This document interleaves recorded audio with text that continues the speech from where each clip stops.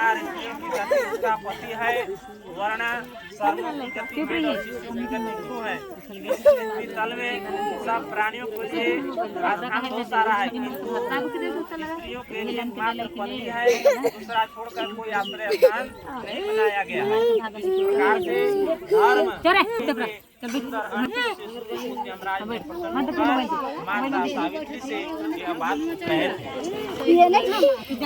यमराज ने कहा कि हे ब्राह्मणी, इतना बात मैं तुम पर प्रसन्न हूँ, तुम्हारा कल्याण हो, तुम मुझसे वर मांगो। उस माता सावित्री जी ने विनय से सिर झुका करके अपने लिए राज पाने का वर मांगा, अपने लिए राज पाने का वर मांगा। महात्म ससुर जी के लिए देखने के लिए, जो कि नेत्र बंद हो चुका था, देखने के लिए शक्ति पाने के साथ पुण्य राज प्राप्तियों, अपने पिता के लिए 100 पुत्र, अपने पिता के लिए 100 पुत्र की तथा अपने प्राप्ति के लिए वर मांगी तथा पति के लिए जीवन दान, सावित्री जी ने पति को जीवन दान मांगी, निरंतर धर्म की सिद्धि प्राप्त करने वाला वरदान मांगा। इस प्रकार मांगने पर धर्मराज यमराज ने उसे अभीष्ट पर प्रदान कर वापस किए।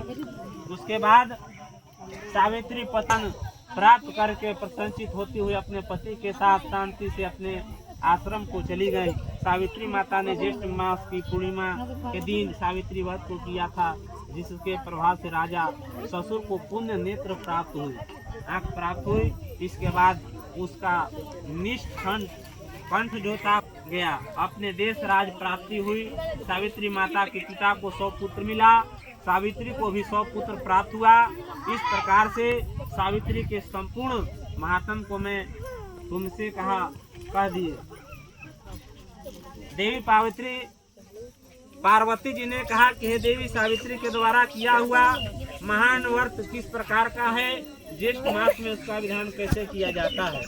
हे विभो, उस व्रत के देवता कौन है, कौन मंत्र है, क्या फल है, वे मैं इस सनातन धर्म को विस्तार पूर्वक आप मुझसे कहिए।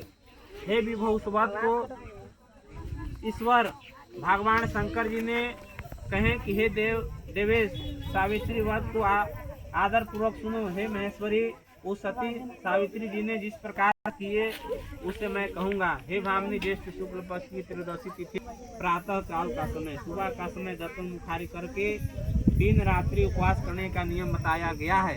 यदि व्रती अस्वस्थ हैं करने के लिए असमर्थ हैं तो हे जितेंद्रिय, त्रिरात्रि में उपवास कर और चतुर्दशी के दिन बिना मांगे हुए अन्न ग्रहण करें तथा पूर्णिमा के दिन उपवास करें। हे सुनित, प्रतिदिन तालाब पर जाकर के महानदी में जाकर झरना अथवा कुआं पर स्नान करने का फल जो है वहीं पे मिल जाता है। हे ऐश्वर्य, विशेष करने पर पूर्णिमा के दिन सरसों मित्रिका मिश्रित जल से स्नान करना चाहिए।